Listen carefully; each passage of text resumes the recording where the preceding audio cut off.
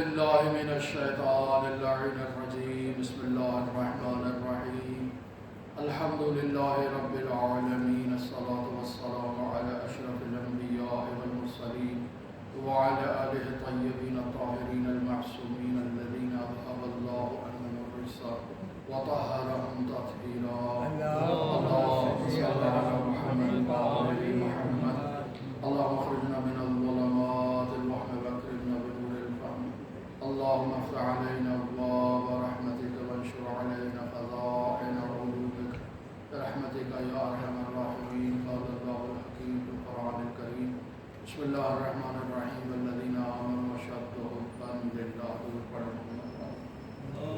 اللهم صل على محمد وعلى محمد.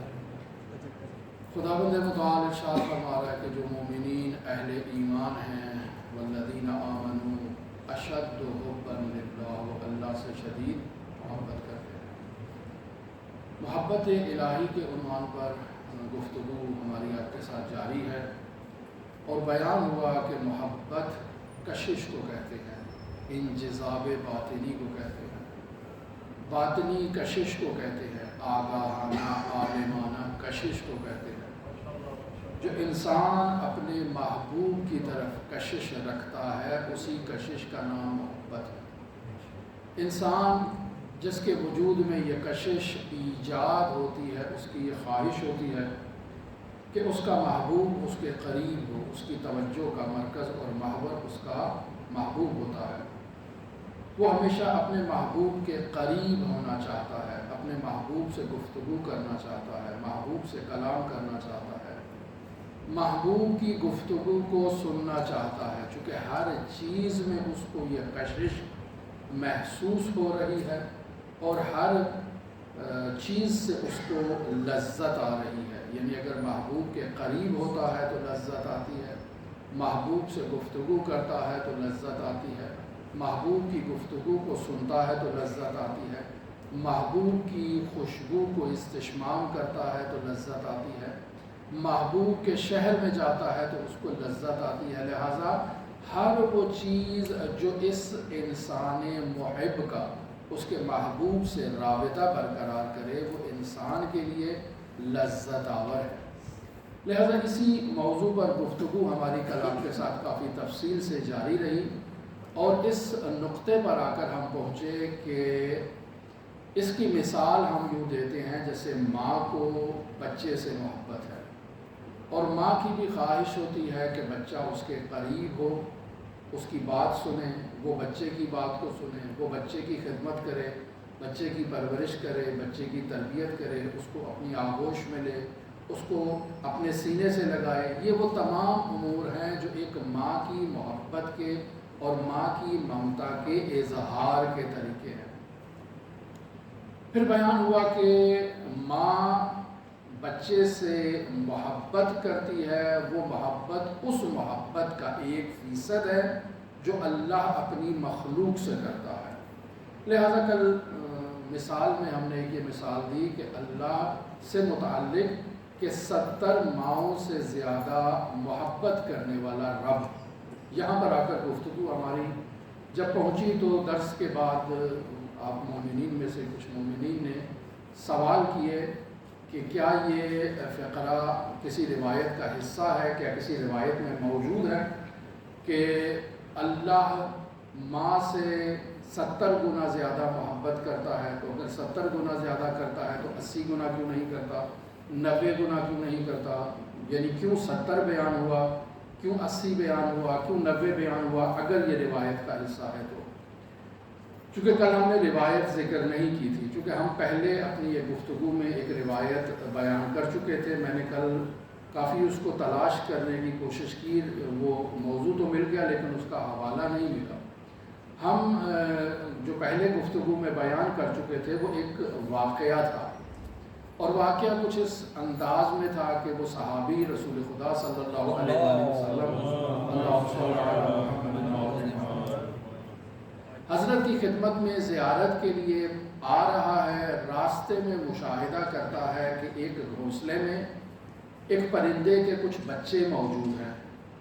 تو وہ یہ سوچتا ہے کہ میں حضرت خاتم الانبیاء کی بارگاہ میں جا رہا ہوں تو کیوں نہ یہ تحفہ لیتا جاؤں، لہٰذا وہ اس گھونسلے سے بچوں کو اٹھاتا ہے سرور انبیاء کی خدمت میں بطور تحفہ پیش کرنے کے لیے۔ اور جب خاتم الانبیاء کی بارگاہ میں پہنچتا ہے اور ان بچوں کو وہاں جناب خاتم الانبیاء کی بارگاہ میں پیش کرتا ہے تو اچانک ان بچوں کی ماں کہیں سے اڑ کے آتی ہے اور ان بچوں کو بلا خوف و خطر اپنی آغوش میں لے لیتی ہے۔ اس منظر کو دیکھ کر وہاں موجود تعجب میں مبتلا ہوتے ہیں کہ بطور معمول ایک پرندہ ہے، ایک موجود ضعیف ہے، اس کو خوف محسوس کرنا چاہیے لیکن وہ خائف نہیں ہے اور وہ آگے بڑھی ہے اور بچوں کو اپنے آغوش میں لے لیا ہے۔ تو جناب خاتم الانبیاء نے اپنے اصحاب کو متوجہ کر کے کہا کہ اللہ اس ماں سے 1000 گنا زیادہ اپنے مخلوق سے محبت کرتا ہے۔ تو یہاں اس روایت میں جو ہم نے یہ واقعہ پہلے بیان کیا تھا 1000 کا عدد وہاں موجود تھا، اور یقینی بات ہے جب میں بطور معمول بہت ساری چیزوں کا جب مطالعہ کر رہے ہوتے ہیں تو اس وقت جب آدمی مطالعہ کرتا ہے تو چیز سامنے ہوتی ہے، بعد میں وہ انسان کے ذہن سے اوجھل ہو جاتی ہے، تو بہت تلاش کرنے کے باوجود مجھے اس روایت کا حوالہ نہیں ملا، اور وہ جو کل میں نے 70 ماؤں سے زیادہ محبت کرنے والا رب بیان کیا وہ اہل سنت کے منابع میں وہ کلمہ موجود تھا، میں نے وہاں سے وہ لیا تھا، چونکہ ایک عدد معلوم ہے کہ روایات میں عدد بیان ہوا ہے۔ پھر آج جب کل مومنین کا سوال ہوا تو میں نے اس پر جا کر دوبارہ تلاش کرنے کی کوشش کی، تو چونکہ اس وقت ہمارے پاس منابع محدود ہیں، چونکہ ایران میں جنگ چل رہی ہے اور وہ جو سائٹیں بند ہیں، تو جو ہمارا ایک عظیم ذخیرہ وہاں محفوظ ہے ایران کے اندر سائٹوں کی صورت میں اور وہاں سے ہمیں مل جاتا ہے، تو وہ اس سے ہم محروم تھے، لیکن جہاں تک کوشش کی کچھ روایات میں آپ کی خدمت میں لے کر آیا ہوں۔ بعض روایات میں عدد بیان کیا گیا ہے جبکہ بعض روایات میں عدد بیان نہیں کیا گیا لیکن اسی شدت کو بیان کیا گیا ہے، اور کل ہم نے بیان کیا کہ یہاں یہ جو خداوند متعال کی جانب نسبت دی جاتی ہے کہ ماں سے زیادہ محبت کرنے والی ذات، اب چاہے 70 گنا ہو، 100 گنا ہو، 1000 گنا ہو، یہ ایک شدت کو بیان کرنے کی طرف جو ہے وہ اشارہ ہے۔ لہٰذا میں ان روایات میں سے بعض روایات کو آپ کی خدمت میں بیان کرتا ہوں۔ یہ پہلی روایت جس میں عدد بیان ہوا ہے یہ ہے مرحوم مجلسی رحمۃ اللہ علیہ کی کتاب بہار الانوار ہے، جلد نمبر 89 ہے، صفحہ نمبر 250 ہے۔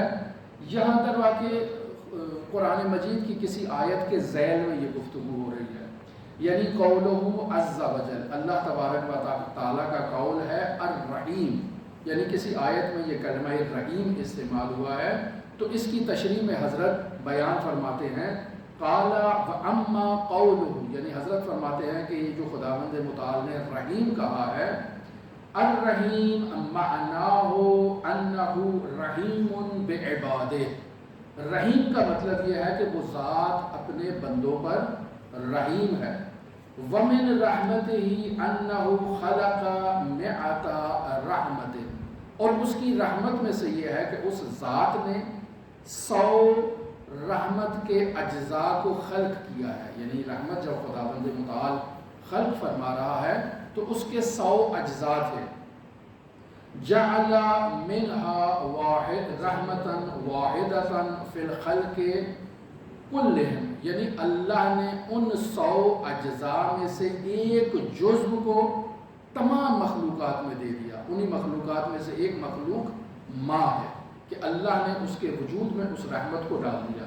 ہمارے وجود میں بھی جو رحمت آئی ہے وہ اسی ایک حصے کا جزء ہے، اور اس طرح سے کائنات میں جتنی موجودات موجود ہیں ان کے وجود میں بھی جو رحمت ہے وہ اسی رحمت کا ایک ہی جزء ہے، منتہا کسی میں وہ ایک جزء شدید ہے، کسی میں ضعیف ہے، کسی میں بہت ہی ضعیف ہے، کسی میں متوسط درجے کا ہے۔ اور ہم اس کی گفتگو میں پہلے بیان کر چکے کہ انسان جو میٹیریل فراہم کرتا ہے انسانیت کی تخلیق کے لیے، اس میں جو انسان کا کردار ہوتا ہے، والدین کا جو کردار ہوتا ہے، اس کردار کے پیش نظر خداوند متعال اس موجود کو خلق فرماتا ہے۔ اگر ان والدین میں یا والدین کے آباء و اجداد میں کسی ہستی کے اندر محبت موجود ہے، رحمت موجود ہے، تو وہ میراث کے طور پر اولاد میں منتقل ہوتی ہے.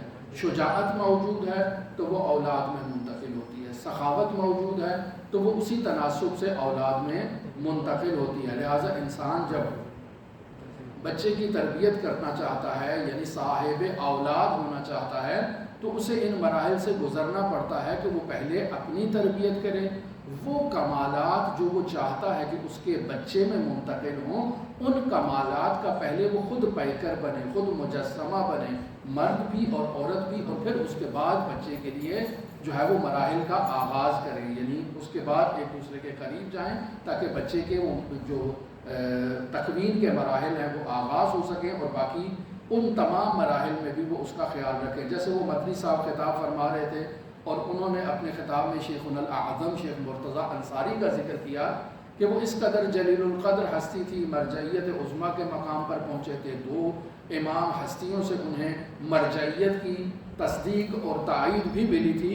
لیکن جب شیخ اعظم انصاری اس کی والدہ سے جو سوال کیا گیا تو جس طرح مدنی صاحب نے نقل کیا تھا کہ وہ فرماتی ہیں کہ اگر یہ پیغمبر بنتا تو میں نے محنت اس حساب سے کی تھی کہ میں ان کے تمام اس مراحل میں باوضو رہا کرتی تھی، میں جو ہے وہ آداب شریعہ کی مراعات کیا کرتی تھی. جب بچے کو دودھ پلانے کا مرحلہ تھا تو میں اسے چھوڑ کر جاتی تھی اور پہلے وضو کرتی تھی، پھر اسے اپنی آغوش میں لیتی تھی اور اسے دودھ پلاتی تھی.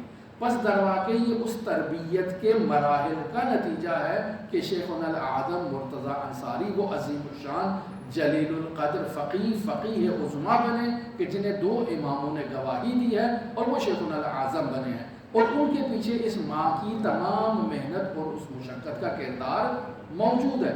بس انسان کوشش کرے اپنی اولاد میں ان فضائل اور محاسن کے منتقل ہونے کا. جب انسان کوشش کرتا ہے تو خداوند متعال بھی اس میں برکت دیتا ہے، اس محنت اور اس زحمت کا نتیجہ دیتا ہے اور وہ اولاد اس طرح سے کامیاب ہوتی ہے. میں واپس پلٹتا ہوں اسی روایت کی طرف. خود یہ ارشاد ہو رہا ہے جعل منها رحمتا واحدتا، اللہ اس رحمت کے 100 اجزاء میں سے ایک جز کو خداوند متعال نے قرار دیا فی الخلق کلہم، تمام مخلوقات میں اللہ نے اس کو قرار دیا ہے.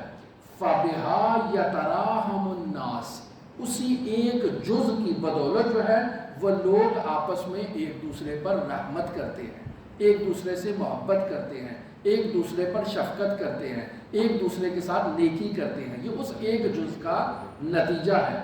اور پھر یہاں سے وہ مورد ہے کہ جس کی طرف ہم اشارہ کرنا چاہ رہے ہیں وَتَرْحَمُ الْوَالِدَةُ وَلَدَهَا، اور اسی ایک رحمت کے جز کے نتیجے میں والدہ اپنی اولاد پر رحمت کرتی ہے. بس معلوم ہوا کہ ایک جز ماں کے پاس ہے، 99 جز خداوند متعال کے پاس ہے، اس رحمت کے، اس شفقت کے، اس محبت کے. اور پھر ارشاد ہوتا ہے یہ عام ماؤں کا ذکر ہے. اب اس کے اوپر وَتَحَنَّنُ الْأُمَّهَاتُ مِنَ الْحَيْوَانَاتِ عَلَىٰ أَوْلَادِهَا، اسی ایک رحمت کے جز کے نتیجے میں حیوانات میں آپ دیکھتے ہیں کہ یہ حیوانات مائیں جو ہیں وہ اپنے حیوان بچوں کے اوپر جو رحمت کر رہی ہیں، یہ بھی اس رحمت الہیہ کا ایک جز ہے جو ان ماؤں پر خداوند متعال نے تقسیم کیا ہے. لیکن یہ روایت یہاں پر کمپلیٹ نہیں ہوئی. روایت البتہ کافی طولانی ہے، میں صرف اپنا اس مضمون کو بیان کرنا چاہتا ہوں جو ہمارے موضوع سے متعلق ہے. آگے امام فرماتے ہیں فَإِذَا كَانَ يَوْمُ الْقِيَامَةِ، جب قیامت کے دن ہوگا، أَضَافَ هَٰذِهِ الرَّحْمَةَ إِلَىٰ 99 رحمہ، تو خداوند متعال اس ایک جز کے اندر اس 99 اجزاء کو شامل کر لے گا قیامت کے دن.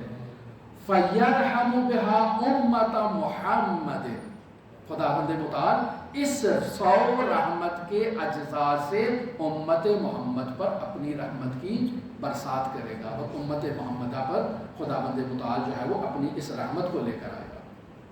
خوب، یہ ایک روایت ہے جس میں عدد بیان ہوا ہے کہ خداوند متعال نے اپنی رحمت کو ان اجزاء میں تقسیم کیا، چونکہ محبت بھی اسی رحمت کا جز ہے. وہ روایت جس میں عدد بیان نہیں ہوا لیکن اسی مضمون کی طرف گویا کہ وہاں سے بھی استفادہ ہوتا ہے. یہ ہے حضرت امام علی ابن الحسین علیہ الصلوۃ والسلام کی دعا جسے سید ابن طاؤس نے اقبال الاعمال جلد نمبر 1 ہے صفحہ نمبر 385 پر، مرحوم مجلسی نے بہار الانوار ہے جلد نمبر 95 ہے صفحہ نمبر 227 پر اس دعا کو ذکر کیا ہے، لیکن اس کا ایک چھوٹا سا جملہ جو ہے نا وہ ہمارے یہاں مورد بحث ہے، یا من ہوا ارحم بی من ابی و امی، اے وہ ذات کہ جو میرے اوپر زیادہ رحم دل ہے میرے ماں اور میرے باپ سے۔ پس معلوم ہوا کہ اللہ کی رحمت ماں اور باپ کی رحمت اور شفقت اور محبت سے زیادہ ہے، یہ ایک نقطہ جو ہے۔ آگے چلتے ہیں، حضرت امام جعفر صادق علیہ السلام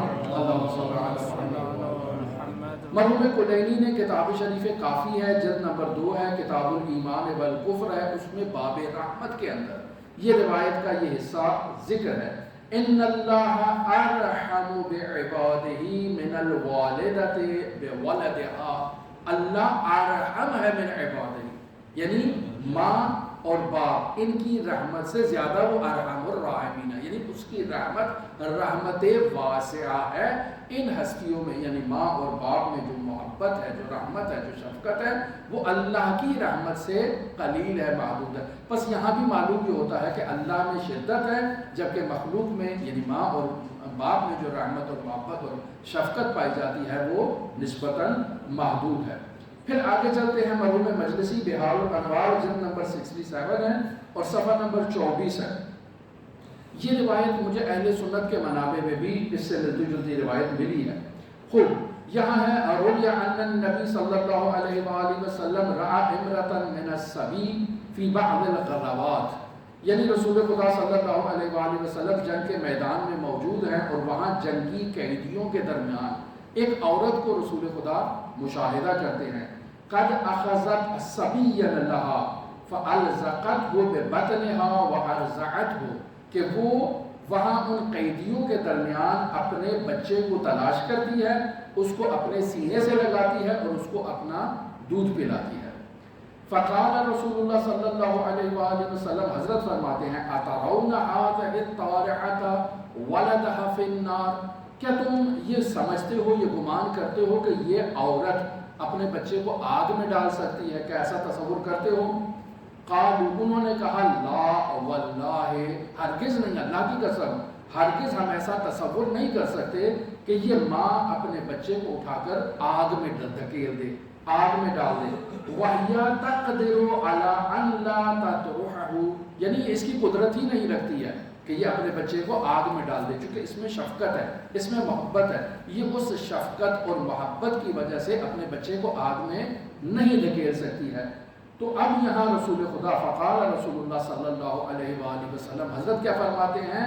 اللہ ارحم بعبادہ من هذه بولدها، اللہ اس ماں کی جو محبت ہے اپنے بچے کی نسبت، اللہ اس سے زیادہ رحم دل تر ہے اپنی مخلوق کے اوپر۔ جب یہ ماں بچے کو جہنم کی یا دنیا کی آگ میں نہیں ڈال سکتی تو وہ اللہ کیسے انسان کو جہنم کی آگ میں دھکیلے گا؟ بس انسان ہے کہ جو خود کو جہنم کی آگ میں منتقل کرتا ہے۔ اللہ رحمت واسعہ کا مصداق ہے، وہ ہرگز کسی انسان کو، کسی موجود کو، کسی مخلوق کو جس سے وہ محبت کرتا ہے اسے جہنم میں دھکیلنے کے لیے راضی نہیں ہے۔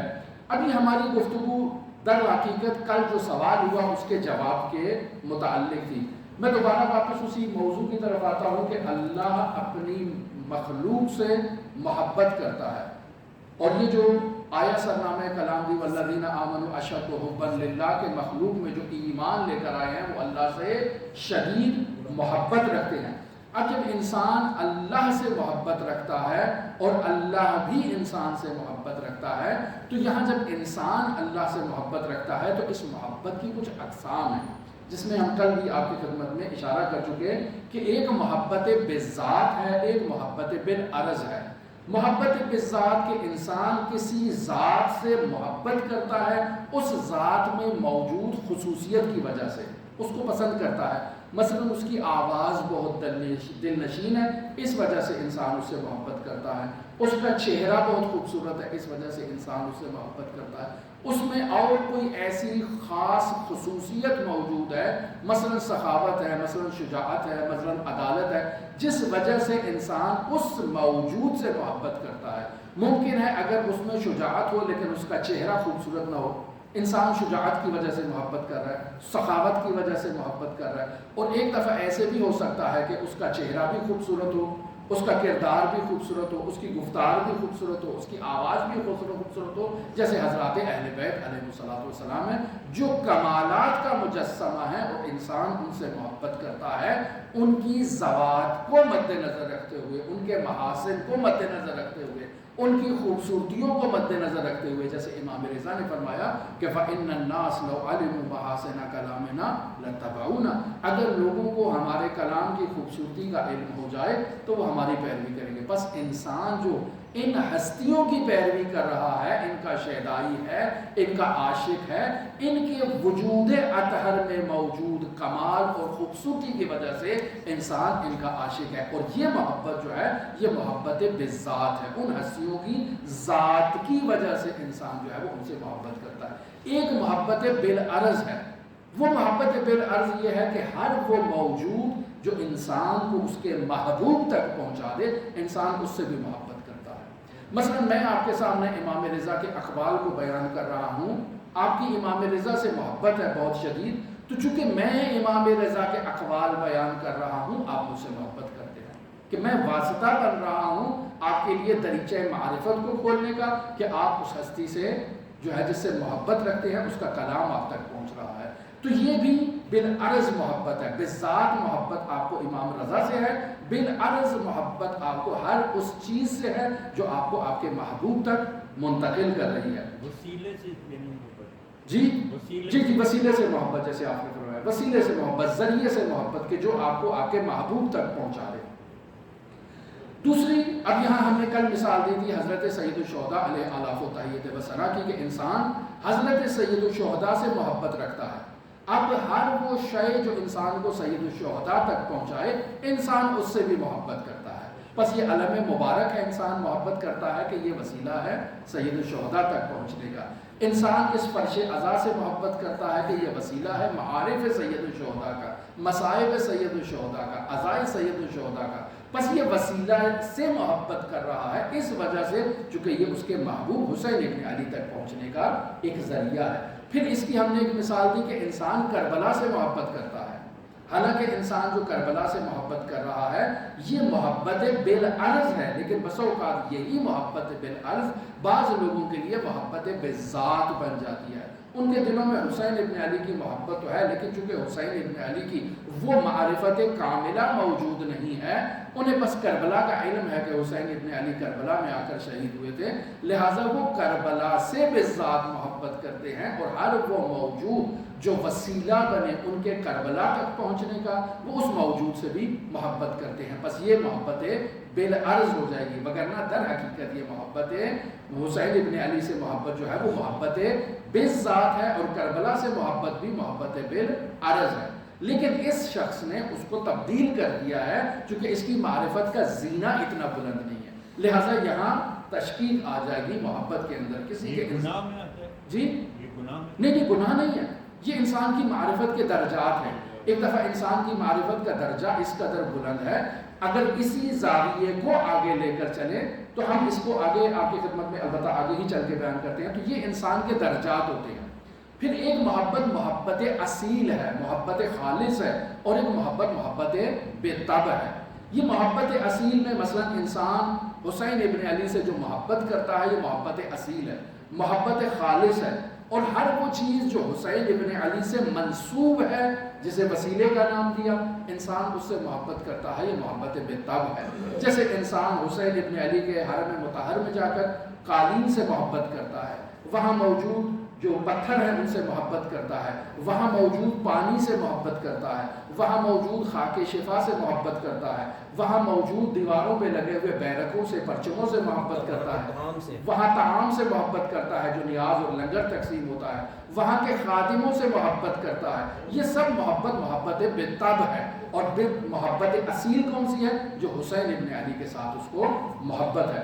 اب یہاں آتے ہیں اسی مطلب کی طرف کہ یہ انسان کی معرفت کے مراتب ہیں۔ بس اوقات انسان کی معرفت کا درجہ علیکم السلام بہت بلند درجہ ہوتا ہے، اور وہ صرف اور صرف اعلیٰ جو محبت ہے اسے محبت اصیل قرار دیتا ہے، اس ہستی کو محبت بذات قرار دیتا ہے جو حضرت حق متعال کی ہستی ہے، اور اس ذات سے نیچے جتنی بھی ذوات ہیں ان سے محبت جو ہے وہ محبت جو ہے وہ بالطبع قرار دیتا ہے یا محبت غیر اصیل قرار دیتا ہے۔ یہ انسان کی معرفت کا درجہ ہے۔ مثلا وہ آتا ہے، میں اس واقعے کو بھی آپ کی خدمت میں بیان کر چکا، رسول خدا صلی اللہ علیہ وآلہ وسلم سے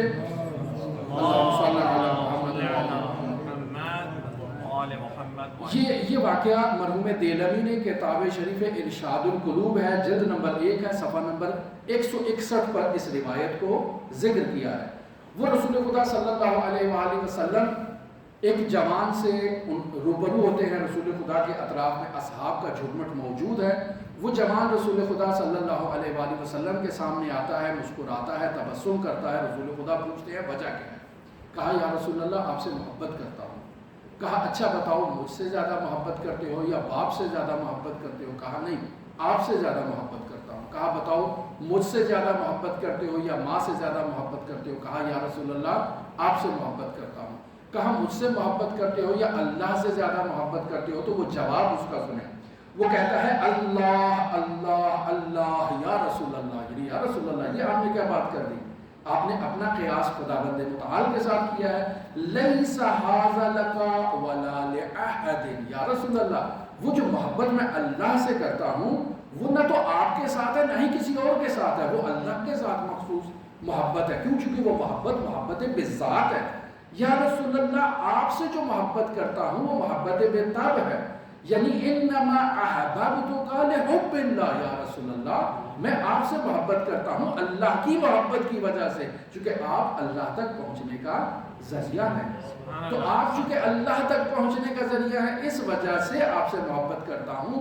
اللہ کی محبت جو ہے وہ محبت اصیل ہے، وہ محبت بذات ہے، آپ سے محبت بالعرض ہے۔ لہٰذا یہ انسان کی معرفت کا درجہ ہے۔ یہاں رسول خدا اصحاب کو متوجہ کر کے ان اصحاب کو اس جوان کی معرفت کا درس دے رہے ہیں کہ دیکھو اس جوان کی معرفت کس بلند زینے پر موجود ہے کہ اس نے اللہ کی محبت کو محبت بذات قرار دیا، مجھ محمد کی محبت کو محبت بالعرض قرار دیا ہے۔ درست ہے؟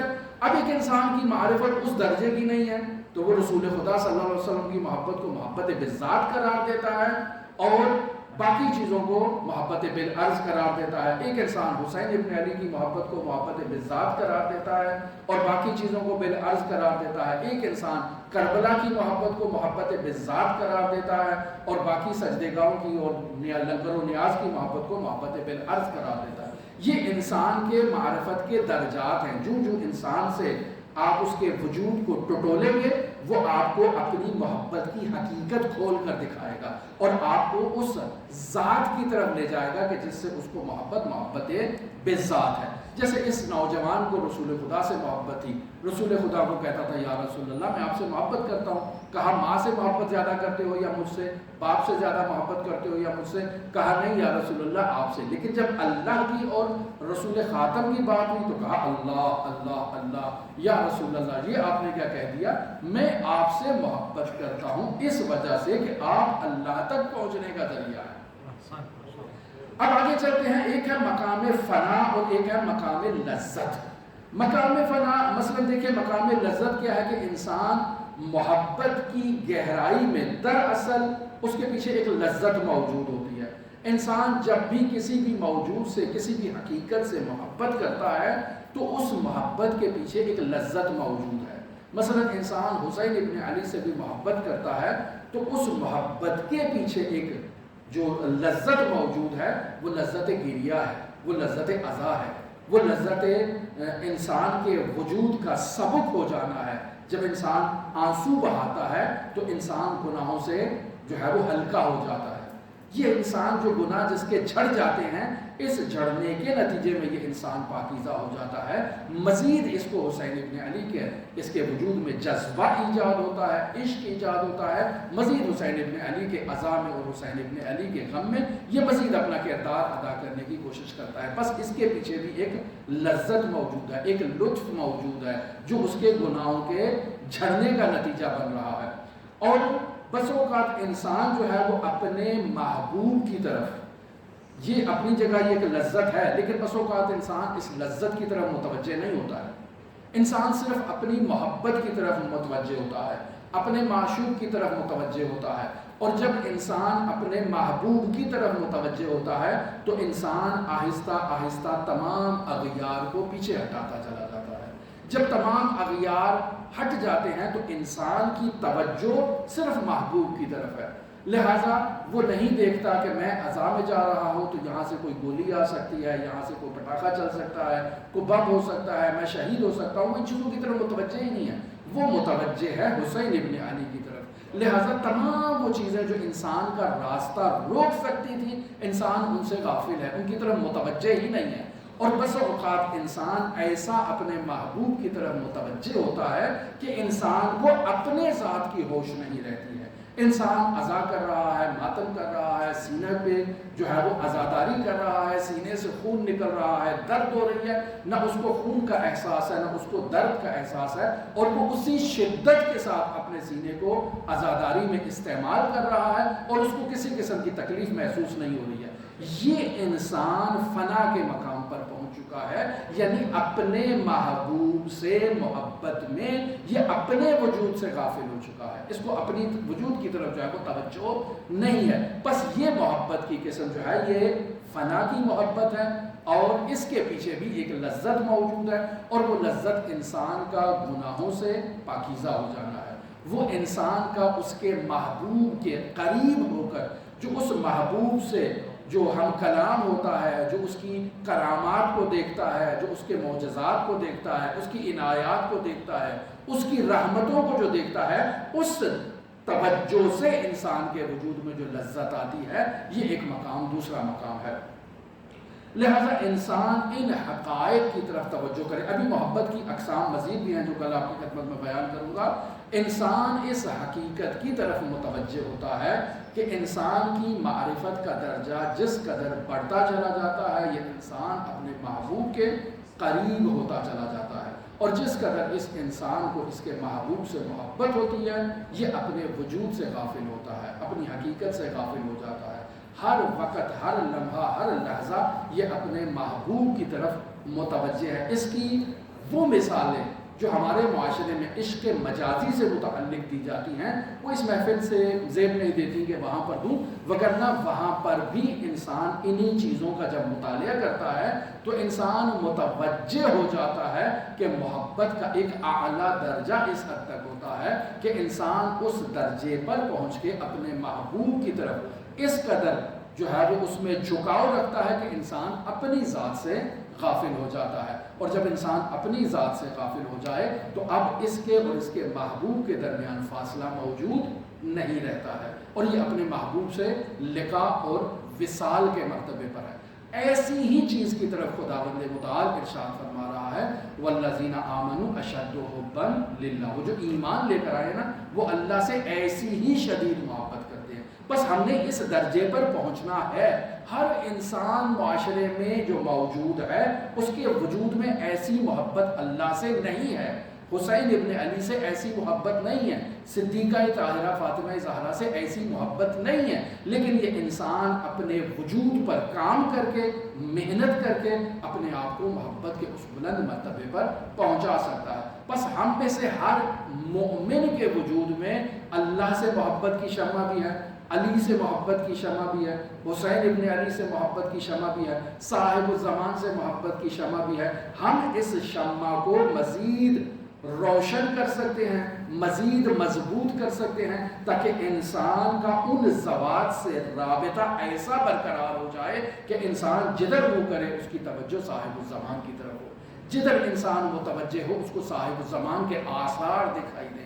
لہذا یہ جو مرحوم آیت اللہ حسن زادی آمولی نے رہبر عظیم الشان کی شہادت کے بارے میں جو ایک پیشگوئی کی تھی اور بتایا تھا، اس میں انہوں نے فرمایا تھا کہ ان کی شہادت کے بعد ظہور کے آثار حضور میں تبدیل ہو جائیں گے، یعنی زیادہ حضرت کے حضور کو مشاہدہ کیا جائے گا۔ حضرت کے حضور کو مشاہدہ کرنے کا یہ ہرگز مطلب نہیں کہ ہر انسان امام زمان کو دیکھے گا، بلکہ امام زمان کے آثار کو زیادہ دیکھے گا۔ یہ جو ظہور کی علامات بیان کی جاتی ہیں، ان کو محقق ہوتے ہوئے انسان زیادہ قریب سے مشاہدہ کرے گا، زیادہ امام زمان کی طرف انسان کی توجہ میں اضافہ ہوگا۔ بس ہماری دعا ہے کہ خداوند متعال ہم سب پر اپنی رحمتیں برکتیں نازل فرمائے۔ دعا گو ہیں خداوند متعال کی بارگاہ میں جو مومنین بیمار ہیں ان کو شفائے کاملہ عاجلہ عطا فرمائے، جو بے روزگار ہیں ان کو روزگار عطا فرمائے، جو بے اولاد ہیں ان کو اولاد نرینہ عطا فرمائے، جو محتاج ہیں ان کی احتیاجات کو برطرف فرمائے، جو مقروض ہیں ان کے قرضوں کو خزانہ غیب سے عطا فرمائے، ہمارے تمام مرحومین کو جوار رحمت و مغفرت میں جگہ عطا فرمائے۔ اس مسجد کے ساتھ جو دامِ درہم قدم سخن تعاون کرتے ہیں خداوند متعال ان کی ان خدمات کو، اس تعاون کو اپنی بارگاہ میں قبول و مقبول فرمائے۔ جو مؤمنین مرحومین اس مسجد سے وابستہ ہیں خداوند متعال ان کو جوار رحمت میں جگہ عطا فرمائے۔ خداوند متعال شاہ صاحب کی جانب سے ان درسوں کے اہتمام کو اپنی بارگاہ میں قبول و مقبول فرمائے۔ ہمارا بیان کرنا، آپ مومنین کا سننا اپنی بارگاہ میں قبول و مقبول فرمائے۔ امام زمان اجل اللہ تعالی فرجہ شریف کے ظہور میں تعجیل فرمائے اور ہمیں حضرت کے اصحاب و اعوان و انصار کی فہرست میں شمار فرمائے۔ اللہم صلی علی محمد و آل محمد وعجل فرج قائم آل محمد۔